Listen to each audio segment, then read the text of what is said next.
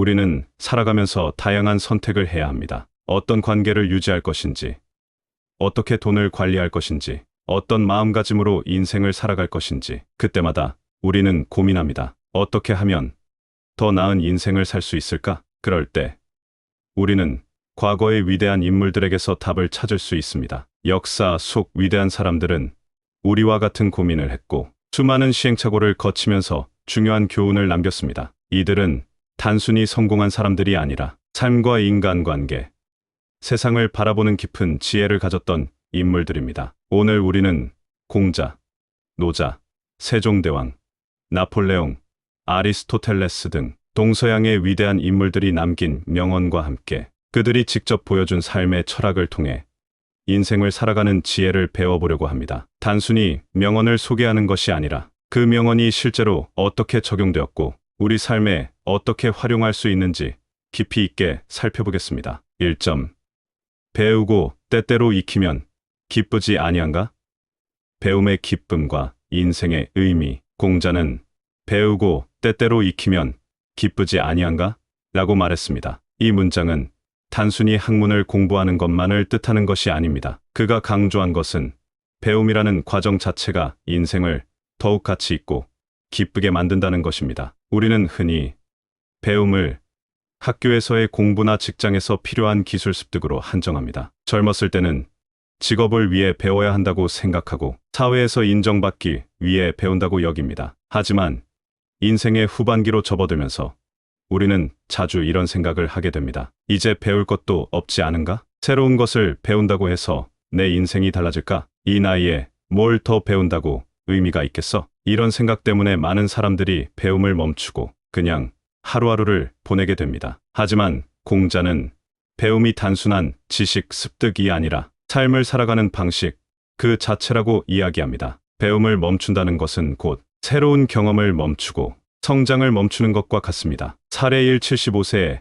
기타를 배우기 시작한 할아버지. 한 75세의 할아버지가 있었습니다. 그는 젊었을 때 한 은행에서 40년 넘게 근무했습니다. 성실한 직장인이었고 가족을 위해 묵묵히 일했지만 정작 자신의 취미는 거의 없었습니다. 퇴직 후에도 몇 년 동안은 친구들과 만나고 동네에서 소소한 생활을 하며 시간을 보냈습니다. 그러나 시간이 지나면서 친구들도 하나둘 떠나고 가족들도 각자의 삶이 바빠지면서 그는 점점 혼자 있는 시간이 많아졌습니다. 그는 하루 종일 TV를 보거나 동네 산책을 하는 것 외에는 할 일이 없었고 어떤 날은 내가 살아갈 의미가 있을까? 라는 생각까지 하게 되었습니다. 그러던 어느 날 그는 동네 공원에서 젊은 사람들이 기타를 치며 노래하는 모습을 보게 되었습니다. 그 모습을 보면서 그는 문득 생각했습니다. 나는 평생 기타를 배워보고 싶었는데 이제라도 해볼 수 있을까? 그날부터 그는 동네 문화센터에서 기타 강습을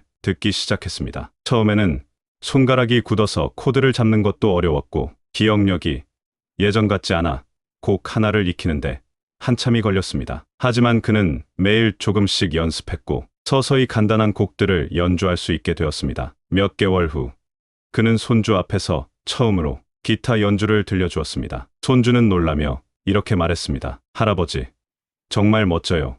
이제 저랑 같이 연주해요. 그 순간 그는 말로 표현할 수 없는 기쁨을 느꼈습니다. 단순히 기타를 배운 것이 아니라 그 과정 속에서 새로운 활력을 찾았고 손주와도 더 가까워지는 계기가 되었습니다. 이것이 바로 공자가 말한 배우고 때때로 익히면 기쁘지 아니한가의 의미입니다. 배움은 나이를 초월하는 것이고 새로운 것을 익히는 과정 자체가 삶의 기쁨이 될 수 있습니다. 나이가 들었다고 해서 더 이상 배울 것이 없다고 생각하는 것은 스스로 삶을 제한하는 것입니다. 우리는 새로운 취미를 배울 수도 있고 기술을 익힐 수도 있으며 사람들과 소통하는 법을 새롭게 배울 수도 있습니다. 배움은 단순한 지식 습득이 아니라 삶을 더 활기차고 의미 있게 만들어주는 원동력입니다. 2점. 아는 것을 안다고 하고 모르는 것을 모른다고 하는 것이 참된 암이다. 겸손과 지혜의 관계. 공자는 배움과 함께 진정한 지혜는 내가 모든 것을 알고 있다고 착각하지 않는 데서 나온다고 했습니다. 즉, 자신이 부족하다는 것을 인정하는 것이야말로 더욱 성숙한 사람이 되는 첫걸음이라는 의미입니다. 우리는 나이가 들수록 경험이 많아지고 자연스럽게 젊은 사람들보다 더 많은 것을 안다고 생각하게 됩니다. 하지만 세상은 끊임없이 변하고 젊은 세대들이 새로운 기술과 문화를 만들어가면서 우리가 익숙했던 것들이 더 이상 통하지 않는 경우도 많습니다. 이럴 때 우리가 변화를 거부하고 과거에만 머물러 있다면 점점 세상과 멀어질 수밖에 없습니다. 차례 이 스마트폰 사용을 거부했던 80대 할머니의 변화. 한 80대 할머니가 있었습니다. 그녀는 평생 전통적인 방식으로 살아왔고 스마트폰이나 인터넷 같은 새로운 기술에 대해 관심이 없었습니다. 손주들이 할머니에게 스마트폰을 사드리고 사용법을 가르쳐 주려고 했지만 할머니는 늘 이렇게 말했습니다. 나는 이제 늙었어. 이거 배운다고 뭐가 달라지겠어? 그러나 시간이 지나면서 그녀는 점점 외로움을 느끼기 시작했습니다. 예전에는 친구들과 자주 만나고 시장에 가서 사람들과 이야기를 나누는 것이 즐거웠지만 점점 친구들도 건강이 안 좋아지고 만날 기회가 줄어들면서 대화할 사람이 적어졌습니다. 그러던 어느 날 그녀의 친구 중 한 명이 스마트폰을 사용해 멀리 사는 손자와 영상통화를 하는 모습을 보게 되었습니다. 그 장면을 본 할머니는 처음으로 생각을 바꿨습니다. 나도 한번 배워볼까? 그녀는 손주에게 스마트폰 사용법을 배우기 시작했습니다. 처음에는 터치 방식이 익숙하지 않아 몇 번을 실수했고 카톡을 보내는 것도 어렵게 느껴졌지만 조금씩 배우면서 점점 익숙해졌습니다. 몇 주 후 그녀는 손주와 영상통화를 하면서 이렇게 말했습니다. 내가 이걸 배워서 손주 얼굴을 볼 수 있다니 정말 기쁘구나. 공자가 말한 모르는 것을 모른다고 인정하는 것이 진정한 지혜라는 가르침이 그녀의 삶을 변화시킨 것입니다. 우리가 변화하는 세상을 받아들이고 새로운 것에 도전하려는 용기를 가진다면 더 넓은 세상을 경험하고 더 많은 기쁨을 얻을 수 있습니다. 3점. 군자는 화합하되 똑같아지려고 하지는 않는다.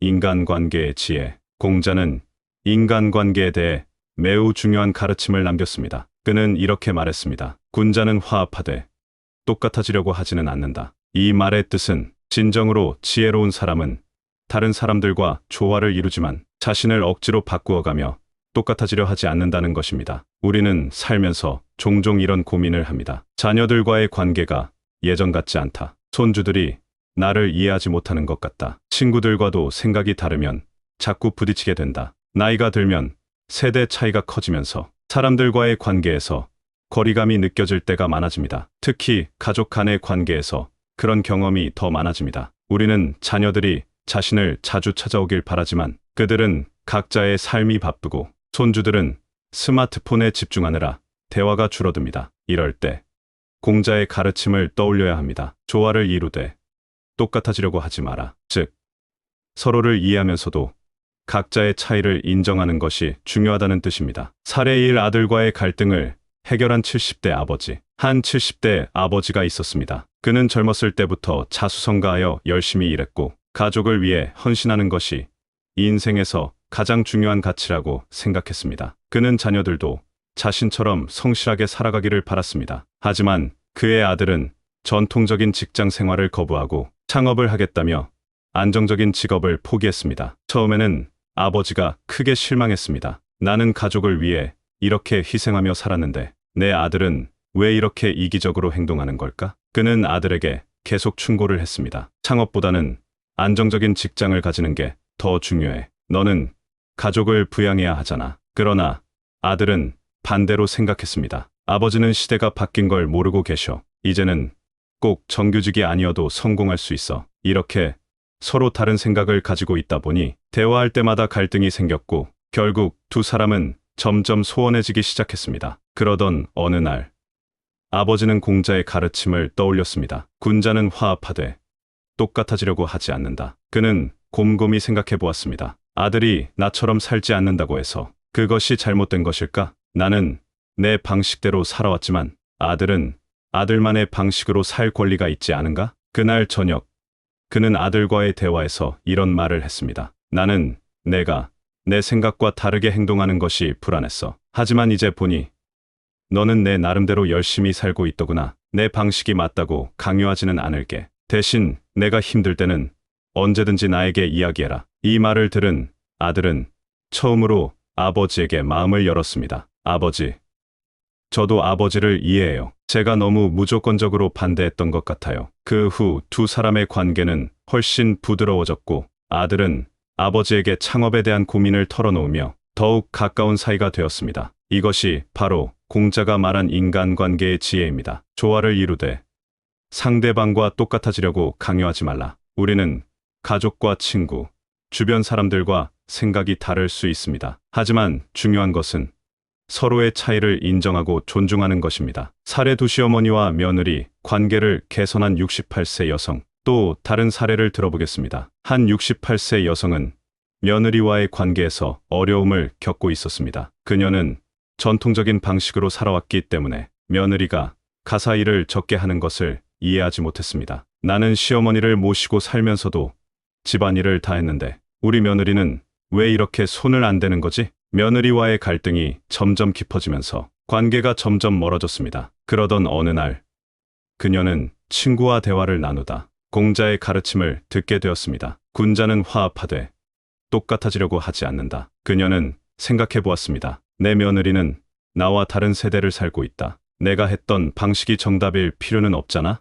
내가 며느리에게 바라는 것을 강요하지 않는다면 오히려 더 좋은 관계가 되지 않을까? 그녀는 며느리에게 이런 말을 건넸습니다. 예전에는 내가 집안일을 도와주지 않아서 서운했어. 하지만 생각해보니까 너도 바쁘고 힘든데 내가 너무 내 기준으로만 생각한 것 같아. 앞으로는 내 방식대로 해도 괜찮아. 이 말을 들은 며느리는 크게 감동했고 그 후로는 오히려 시어머니를 더 잘 챙기기 시작했습니다. 공자의 가르침처럼 모두가 같은 방식으로 살아야 한다고 강요하는 것이 아니라 차이를 인정하면서도 서로 조화를 이루는 것. 이것이야말로 인간관계에서 가장 중요한 태도입니다. 결론, 공자의 지혜를 삶에 적용하는 법. 공자는 단순한 철학자가 아니라 삶의 본질을 꿰뚫어 본 위대한 스승이었습니다. 그가 강조한 배움과 겸손, 그리고 인간관계의 조화는 오늘날에도 여전히 중요한 가치입니다. 나이가 들어도 배움을 멈추지 말라. 배움은 단순한 지식이 아니라 삶에 활력을 주는 과정이다. 새로운 것을 배우고 익히는 기쁨을 느껴라. 자신이 모든 것을 알고 있다고 생각하지 말라. 진정한 지혜는 자신이 모른다는 것을 인정하는 데서 시작된다. 겸손하게 배우려는 사람에게는 항상 새로운 기회가 주어진다. 인간관계에서 조화를 이루되 강요하지 말라. 우리는 가족과 친구들과 생각이 다를 수 있다. 하지만 서로를 존중하고 인정하는 것이 좋은 관계를 유지하는 핵심이다. 공자의 가르침을 노년의 삶에 적용한다면 우리는 더욱 평온하고 의미 있는 삶을 살 수 있습니다. 노년기야말로 새로운 배움을 통해 더 깊은 인생의 가치를 찾을 수 있는 시기입니다. 오늘 하루 공자의 지혜를 떠올리며 가족과 따뜻한 대화를 나누고 새로운 배움을 시작해보는 것은 어떨까요?